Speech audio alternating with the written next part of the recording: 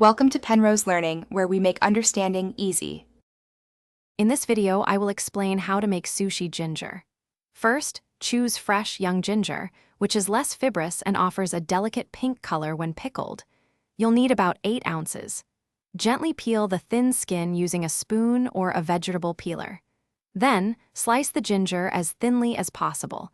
A mandolin works wonderfully for consistent, paper-thin pieces.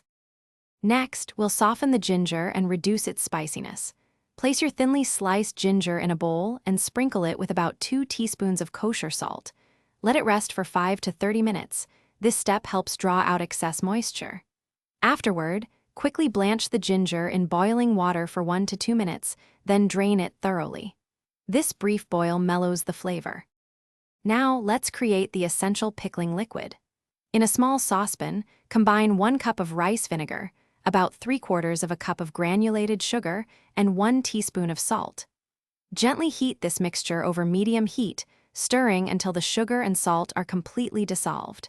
It's important not to let it boil vigorously, as we want to preserve the vinegar's bright, tangy notes. Finally, it's time to pickle and store your ginger. Once the blanched ginger has cooled, gently squeeze out any remaining excess liquid. Pack the ginger tightly into a clean, sterilized jar. Carefully pour the warm pickling liquid over the ginger, making sure all the slices are completely submerged. Seal the jar, let it cool to room temperature, then refrigerate for at least 24 hours before enjoying.